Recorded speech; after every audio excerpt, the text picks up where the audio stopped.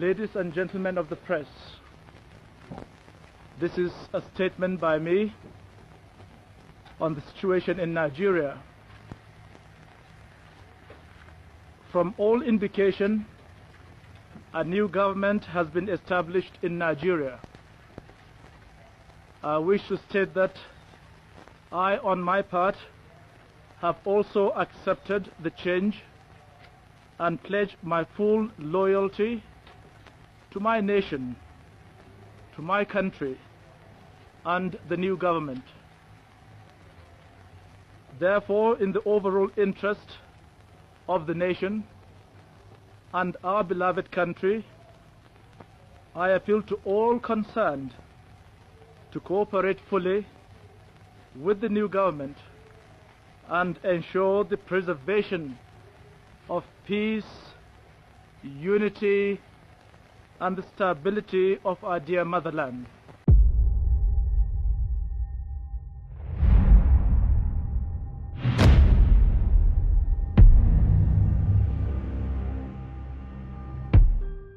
Although the fall of Gowon brought no mention of a possible return by Emeka to Nigeria, in other areas it had an effect. For the first time in years, he was able to travel, and his first trip abroad was in January 1976 from Abidjan to Rome, then to Brussels, and then to Ireland. Inquiries were made to see if the British government would permit him to land in Britain, where he wished to enter his first son, Ojukwu, at a boarding school. The British Embassy in Abidjan was quick to reply that the answer was no. Inquiries in London revealed he had been put on the stop list, which is to say forbidden entry. The reason given, although privately, was that the British did not wish to offend the government of Lagos. Those who made the inquiries in London were surprised by his supposed reason. Britain had a long tradition of permitting exiles who have offended foreign governments to enter Britain and had always stoutly defended that tradition as a good and honorable one, which it is. Exiles from military regimes from Chile to China, from Arabia to Burma have been allowed in, at least on harmless visits. No concern has ever existed to avoid offending the most powerful governments in the world, such as Moscow, when permitting entry to Soviet dissidents and the most outspoken critics of the Russian regime. As for volume of trade, which might be endangered, Britain has an equally large trade relation and investment interest with South Africa, yet scores of opponents of Pretoria are happily welcome to Britain. Moreover, quiet inquiries in Lagos revealed that General Murtala Mohammed had not even been asked if he objected to a small boy going to preparatory school in Britain and being visited by his father. He knew nothing of the ban at all. From all of which Emeka's British friends could conclude but one thing: the ban was personal and deliberate. It had nothing to do with any supposed hazard to British citizens in Nigeria or damage to trade relations. In any case, an event was soon to occur which would show how far London was prepared to go in risking the anger of Lagos. On 13 February 1976, Murtala Mohammed was gunned to death in his car on a Lagos street, victim of a conspiracy and an attempted coup d'etat that beyond any reasonable doubt had its aim the restoration of Yakubu Gowon to power. To what level, if at all, the students at Warwick University was implicated or aware will probably never be known, but suspicions in Lagos were considerable. In the wake of the failure of the coup attempt, General Olusegun Obasanjo, the number 2, became the head of state, and the Lagos government required the return of Yakubu Gowon from Britain to answer a few questions. On that issue, the British government made it plain it was prepared to tolerate a break in diplomatic relations and enormous damage to the lucrative trade relationship with Nigeria rather than ask its protege even to leave the country for a third destination. But the myth persisted for another 5 years that Emeka visiting his son at school would cause the sky to fall in. Other countries made no such foolish suggestions. Within 2 years after that first trip outside Côte d'Ivoire, Emeka had visited France, Germany, Switzerland, Belgium, Ireland, and America. In most places, he was spotted by other Nigerians, warmly greeted, and news of his presence went straight back to Lagos. No citizen of any of these countries was lynched on the streets of Lagos. No trade contract cancelled. In several countries in Europe and America, Emeka was greeted by officials of the Nigerian government, who obviously reported back, and before long he was asked to become a visiting lecturer at the large and famous American university. His lectures were strongly in favor of reconciliation inside Nigeria, were packed with Nigerian students of all ethnic groups and also attended by diplomats from the Washington Embassy. In New York, he had the warmest greeting from the sister of Abdul Atta, the same from Mrs. Leslie Harriman, and a long friendly talk by his phone with Mr. Harriman, then Nigerian ambassador at the United Nations. Of course, all this went back to Lagos, but no one made the slightest objection. There was indeed nothing to which objection could be made. In Abidjan, Emeka one day visited in his hotel suite General Theophilus Danjuma, and they spent several hours talking in the friendliest manner. The Nigerian general, still then in the army, expressed complete surprise and mystification that Emeka was banned from London for fear of offending Lagos. The upshot was that his son went to Ireland to school, and a year later the daughter Menga followed him there. Back in Abidjan in the years 1977 to 1980, Emeka became an extremely well-known figure, a close friend of his host, the president, and a sought-after consultant on the host of issues. Africans and non-Africans visiting Côte d'Ivoire came to value his shrewd counsel on business, finance, banking, investments, and politics. At least 7 African and non-African governments thought enough of his views to ask for them, usually on the affairs of Africa. The visitors from inside Nigeria itself became a continuing stream, and by no means all from the Igbo people. Representatives of all the main ethnic groups, most of the professional and merchant classes, and several members of the armed forces came to visit him and discuss the affairs of the day. His businesses, under shrewd management, expanded and prospered, earning, if not a great fortune, enough to sustain his dependents, educate his children, and keep himself. In 1976, he contracted a second marriage to Miss Stella Onyado from Ojukwu. As his children reached the age of 13, one after the other transferred from their schools in Ireland to boarding schools in England, even though the father could not visit them there. During the last few years of the decade, he was sought after more and more by the press for interviews. In fact, he gave only 3, one to the American paper Herald Tribune, one to BBC television, and one to the Nigerian magazine Newsbreed. In each, he was highly conciliatory, refusing to be drawn into criticism of Nigeria or its government, confining himself to further appeals for reconciliation, a final binding up of the wounds still left by the war, and expressing the hope for a speedy return to civilian rule. Most Nigerian news organs by this time were saying the same thing. When asked privately whether the question of any further succession should rise again in Nigeria, he was more forthcoming. What happened in May 1967 should always be seen in its context, he replied. We did what we did then in response to a whole series of terrible experiences and in opposition to a specific regime which had either helped those terrible experiences come about or condoned them afterwards. Since then, my people in the East have not been subjected to further massacres or destruction of their property, so the question of a reaction like that of 1967 does not arise. Emeka Ojukwu led the Biafrans against the government in the last war. He says it would be a mistake for anyone to provoke another. So a lot of people will say, but you were leading the first one. Yes, I led the first one. And I will say to everyone, I led proudly the first one. I don't think a second one is necessary. We should have learned from that first one. Otherwise, the dead would have been to no avail. It would all have been in vain.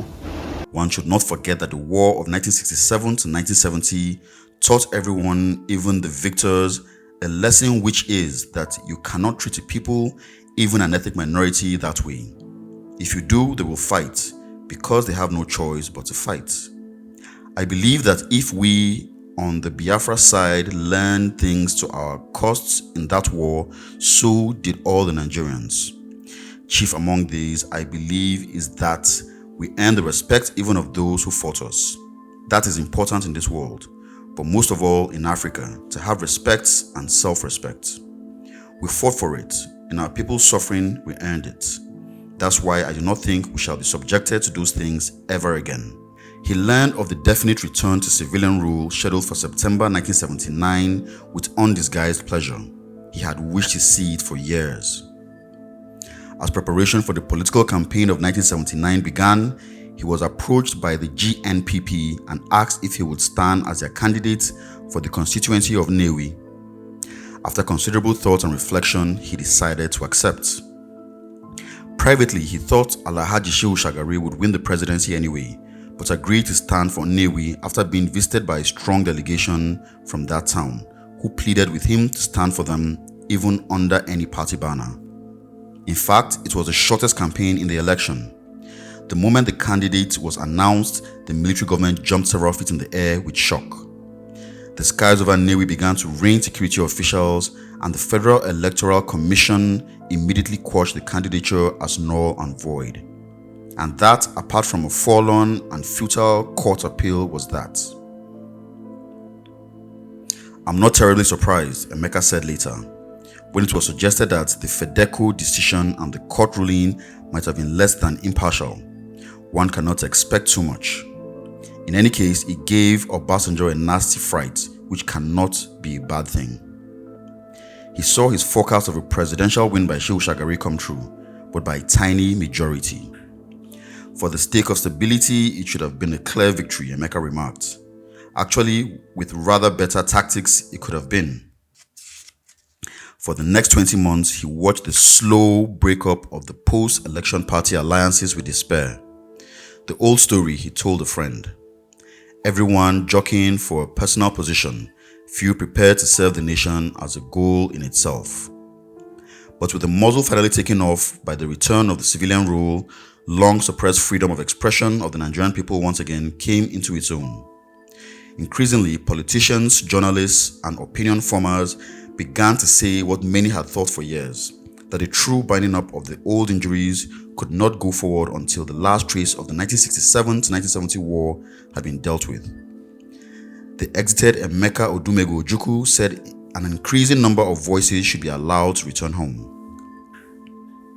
In January 1981, the first tentative contact between the Nigerian presidency and Emeka was made.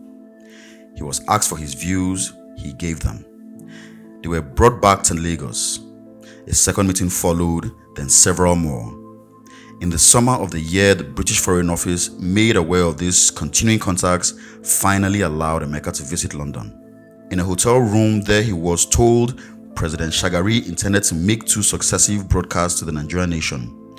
One would mention Yakubu Gowon, the other Emeka. "It will be Gowon first, myself second," Emeka said, without hesitation some hours later. He was right as usual. On 1st October 1981, having delayed his departure for the Commonwealth Prime Minister's Conference in Melbourne, President Shagari spoke to the nation and announced that Yakubu Gowon could return home in safety from all molestation. Nigerians will know there was deep disappointment in eastern areas that the same speech did not include any mention of Emeka. Shortly afterwards, a public opinion poll in the East revealed that the exiled man would be the first choice of the Igbo people by a substantial margin over any other Igbo. Notable, a quite extraordinary tribute to the man who had not even been present in the country for 12 whole years. From London, the day after the announcement, Yakubu Gowon issued a statement of almost unbelievable gracelessness. Not a word of appreciation to President Shagari, not a word of thanks to those who had supported the small campaign inside Nigeria for his return. Not even an acknowledgement to the British government who had helped and protected him for 6 years. Just a rather rude statement that he might consider returning in a year or so when he had finished his studies. Not surprisingly, his supporters in Nigeria transferred their attention to the liberated person who had been in prison since the murder of Mohammed 6 years earlier. "That man, Gowon, is extraordinary," said Emeka when he read the Gowon statement. "He can make a complete mess of eating a boiled egg." Meanwhile, towards the last days of the year, hopes began to be pinned on the date of 1st January 1982, the second date on which Nigerian leaders traditionally make important statements. Would the first day of the new year be the day? Would Emeka go back to Nigeria in the spring? He was asked by a friend. Will the 12 years of exile finally end? We have a saying in Igbo land, he replied, nothing in this world is permanent. So if it is the will of God, yes, we shall see, we shall see. The negotiations that led to the eventual return of Emeka to his homeland actually started in the early summer of 1981. Their initiator was Dr. Chuba Okadibo, personal political advisor to President Shehu Shagari, an Igbo and strong member of the ruling National Party of Nigeria, NPN. The two men met several times that summer, and in early September, Emeka was asked to attend a secret meeting in the Berkeley Hotel in London. Here he met the director of the National Security Organization, Alhaji Shinkafi, a mere official emissary of the Nigerian president. It was made plain to Emeka that President Shagari had made a decision in principle to end the exile of Nigeria's last two such men, General Yakubu Gowon and himself. But because there should be no linkage between the two announcements, they would be made separately. Emeka had no doubts that the first to be amnestized would be Gowon, the lightweight of the two. And so it proved to be. On Independence Day in 1981, Nigeria duly announced an amnesty for Yakubu Gowon. If President Shagari had entertained hopes of achieving a political advantage in the Middle Belt by this gesture, it proved to be a miscalculation. Within days of 1st October, the issue had passed into oblivion. That still left the much more controversial shadow of Emeka. It was widely presumed, and this was shared by Emeka and his friends, that 1st January 1982 would be a suitable moment for an announcement concerning himself. New Year's Day is, after all, associated with the idea of burying the past and making a new beginning. Indeed, the view was widespread throughout Nigeria that 1st January would bring a statement. This view was strengthened by private remarks made by 1st October and mid-December by Vice Presidents Alex Ekweme and others. On 30 December, it is now known President Shagari actually recorded a TV statement to the nation in which he announced the long-awaited amnesty. The same statement was recorded for radio and prepared for press release. On the morning of 31st December, something strange occurred. Just before noon, he ordered the recall of all statements, recording and TV tapes. New ones were prepared that afternoon, which had all reference to the amnesty cut out of them. It remained unclear just what had caused this last-minute change of heart. It had been known for weeks that very senior elements in the Igbo-led minority NPP party had been quietly using every argument to oppose the return of Emeka, since his continued absence would enable the gentlemen to continue to claim the leadership of the Igbo people and carry on with their futile party games. It was known that some retired generals, having become quite exceptionally rich, would find the idea of the return somewhat embarrassing. It has been suggested that just before the end of the year, the Attorney General, the Honorable Akinjide, had informed the President that under the Constitution, he could not amnesty Emeka without the agreement of the Council of State. It was also known that the morning of 31st December, the first reports came in of the ongoing coup in Ghana mounted by army units under Flight Lieutenant J.J. Rawlings, and that this might have affected political thinking. Finally, there is evidence that just before mid-morning of 31st December, President Shagari received the British High Commissioner in private audience. The British High Commissioner had long been a hotbed of anti-Ojukwu sentiments as usual. Whatever the reason, the intended and prepared statement was cancelled. For those inside Nigeria advocating the return of Emeka, the process had to begin again. It was a torturous and delicate process, often on the verge of frustration, but in early May 1982, President Shagari was convinced the time was ripe. Once so convinced, he acted fast, apparently believing that if invited to a Council of State meeting to vote on the Ojukwu amnesty issue, ex-President Nnamdi Azikiwe, leader of the NPP, would decline to attend. The astute Shehu Shagari acted obliquely. He announced the award to the NPP leader of a high order of states and invited him to come to his own investiture at State House, Lagos. The date, 18 May. The invitation was eagerly accepted in Onitsha by Azikiwe. The only other living ex-head of state in the country, General Olusegun Obasanjo, was also invited, and he agreed to come. Immediately following the ceremony of pinning on the award, the president scheduled a meeting of the Economic Council, which happens to be the Council of States minus the 2 former heads of state. Thus, all 19 state governors and the others came along as well, apparently to attend the second meeting. Then Shehu Shagari sprang his surprise. He duly awarded the high honor on Nnamdi Azikiwe with a speech praising the NPP leader to the heavens. Once this was done, he went on without a pause to point out that as the Economic Council was present and the 2 former heads of state, they might as well have a Council of States while they were all seated at the same table. Without a break, he announced his presidential wish to amnesty Emeka Ojukwu and called for a vote.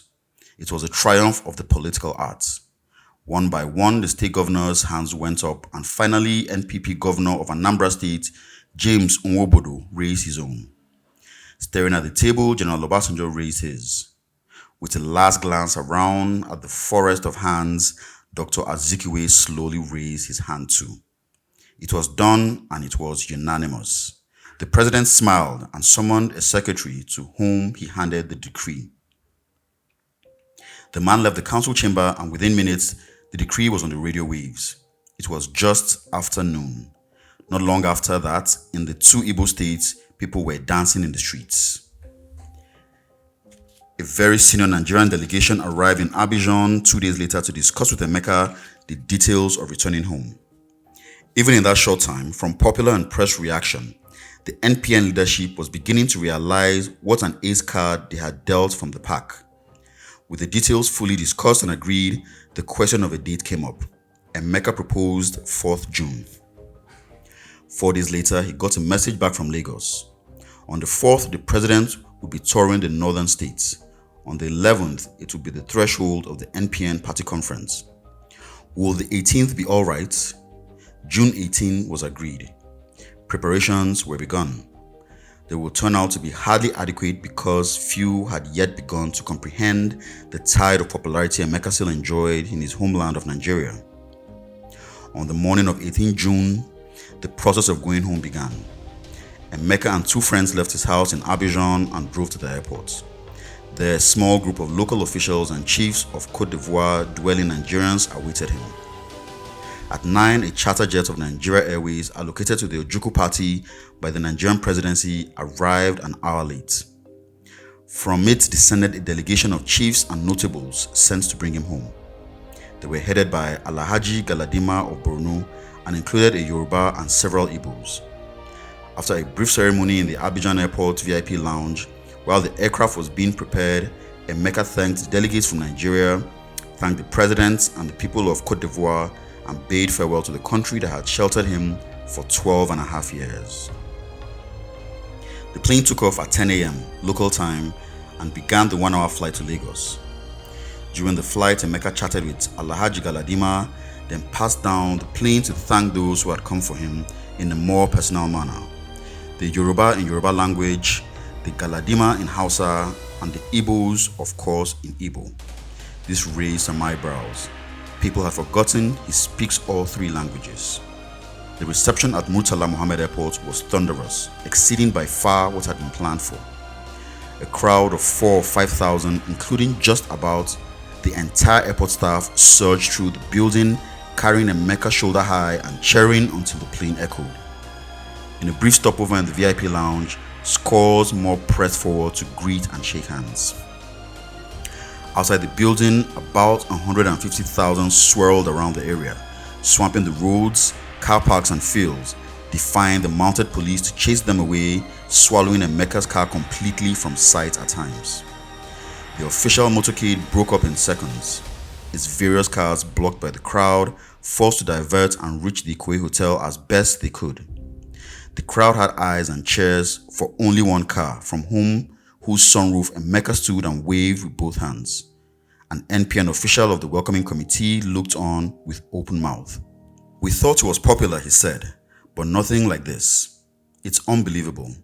It was a sentiment to be echoed from many quarters, government and opposition, over the next 4 days.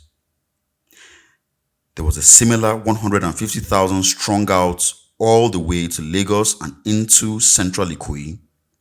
After a brief rest in the Ikoyi Hotel, where a series of suites had been put up at the disposal of the returning party, Emeka went on alone to State House to meet the president. It was a strange but satisfactory meeting. For the first minute or so, the two men just stared at each other, each seeming to be saying, "So this at last is the man." Then they began to talk, but in the most general terms, without mentioning specific issues, events, or personalities, but understanding perfectly what the other meant. When the time came after 20 minutes for the meeting to end, President Shagari accompanied Emeka to the door. There he said simply, "I think we can understand each other." "Mr. President," said Emeka, "I'm sure we shall." Back at Ikoyi, Emeka spent Friday afternoon and Saturday receiving the endless columns of Lagos-based notables who came to be greeted in his suite. That Friday evening, he dined privately with Vice President Alex Ekweme, his two wives, Dr. Okadibo, and a personal friend. Emeka was as ever controlled, Dr. Okadibo quietly satisfied, the Vice President slightly nervous. On Sunday, 20th June, the same small party that had arrived from Abidjan drove back to the airport to fly in the same jet to Enugu. What had happened in Lagos was reduced to a plain shadow of what awaited in Anambra State. From the air, the crowd at Enugu airport looked like a seething tide, a moving piece of cloth. There were about 250,000 who had turned up. They surrounded the plane in a great tide before it had even finished taxiing, frightening the pilots and crew. Police crowd control lasted about 5 seconds and was never restored. It was 20 minutes before Emeka could even emerge from the aircraft. So choked was the passenger stairway to the ground. It was another 15 minutes before he could get to his car, and another 15 before the Mercedes, its sunroof opened, and Emeka, standing exposed from the waist up to acknowledge the crowd, could nudge its way to the airport gates. More tens of thousands enveloped the car outside the gates, blocking off most of the official motorcade, who never saw the convoy again that day. Another 250,000 thronged the streets of Enugu City, led by an announcement from the NPP governor, Nwobodo, that Emeka would attend upon him at State House and then go to the political rally at the Polo Field. This was quite wrong. On Thursday morning in Abidjan, Emeka had made perfectly plain to Governor Nwobodo's personal emissary, Dr. Obumoselu, that unfortunately he could not divert from the direct route between the airport and his home at Nnewi. For one thing, there would be no time in the day to spend 4 to 5 hours inside Enugu. For another, he wished to proceed straight to his hometown to greet his mother and pay respect to his father's grave. He added, however, that he would be happy to devote a day to Enugu a little later, if so invited. In an attempt to link his own political fortunes with the huge popularity of Emeka Ojukwu, Governor Nwobodo appeared to have ignored this information and announced to all that Emeka would be coming. So many turned up hoping for a glimpse. At the northern outskirts of Enugu, the convoy swept to the right and down the road to Udi, Oji River, Oka, Naufia, Abagana, Onitsha, and Nnewi. It was an extraordinary drive. Something like 1 million people lined that road. Many times the cars slowed down as Emeka leaned down to shake hands or simply wave to the cheering crowd. On every car, wall, truck, and tree, the posters were up. Onyejeze no, welcome home, comma. At every town, village, and hamlet, groups of red-bonneted chiefs waited at the head of their clan or family, and all were greeted. After several hours, the cheering was like the refrain of the ocean in the ears of those in the cars. At Onitsha, the Owele NPP leader Nnamdi Azikiwe, who had potentially refused to greet Emeka at the airport or Onitsha, sat in isolation in his shuttered compound as the streets around him, his own private vote garden, erupted in swelling cheers for the younger man who once showed his people the true meaning of leadership. The last stretch into Nnewi was the most poignant of all. Each hill and village was more and more familiar, each face better known, each greeting more familiar. But the crowds had no need of the mobile police with their whips and sticks. They were enormously affectionate and yet well behaved. The bronze limousine glided slowly through the last miles. Emeka, upright out of the roof, waved until his hands felt like lead. When the motorcade finally nosed into the Ojukwu compound, he had been standing and waving for 7 hours. Still, it was not over. His house was at once invaded, and the process of receiving and greeting notables from all over Anambra and Imo states began again. It went on for 2 days. On Monday the 21st, he was made a chief of Nnewi, Ikemba Nnewi, and then back to the house for more visitors. From forest and mountain, swamp and pasture land, the chiefs came in for a greeting, a few moments of private conversation, and a farewell. Along with enactors, assemblymen, leaders of thought, and personal friends. 2 nights later, alone for a few precious minutes, with a cold beer in his hand, he looked out the compound and the trees beyond. "It's good to be back," he said. "Dear Lord, it's good to be home." The following evening, in Dr. Okadibo's house in Lagos, the senator of the NPP remarked, "There's only ever one leader of the Igbo people, and we have just discovered beyond a shadow of doubt who it is. Now we can all sit down and redraw the political map of southern Nigeria." Emeka Ojukwu showed courage and fortitude in the year of 1966, demonstrated brilliant leadership and selfless devotion to his people in the hard times of 1970, and bore the lonely and often impoverished years of exile with quiet dignity, refusing to respond to the many lies that were printed and broadcast about him. Perhaps those 3 days of June 18 to 20th, 1982 were his reward. But it would be hard not to imagine that there is more to come. On 26 November 2011, Ikemba Odumego Ojukwu died in the United Kingdom after a brief illness, aged 78. The Nigerian army accorded him the highest military accolade and conducted a funeral parade for him in Abuja, Nigeria on 27 February 2012, the day his body was flown back to Nigeria from London before his burial on Friday 2nd March. He was buried in a newly built mausoleum in his compound at Nnewi. Before his final interment, he had an elaborate week-long funeral ceremony in Nigeria alongside Chief Obafemi Awolowo, whereby his body was carried around the 5 eastern states, Imo, Abia, Enugu, Ebonyi, Anambra, including the nation's capital, Abuja. Memorial services and public events were also held in his honor in several places across Nigeria, including Lagos and Niger State, his birthplace, and as far away as Dallas, Texas, United States. His funeral was attended by President Goodluck Jonathan of Nigeria and ex-President Jerry Rawlings of Ghana, among other personalities.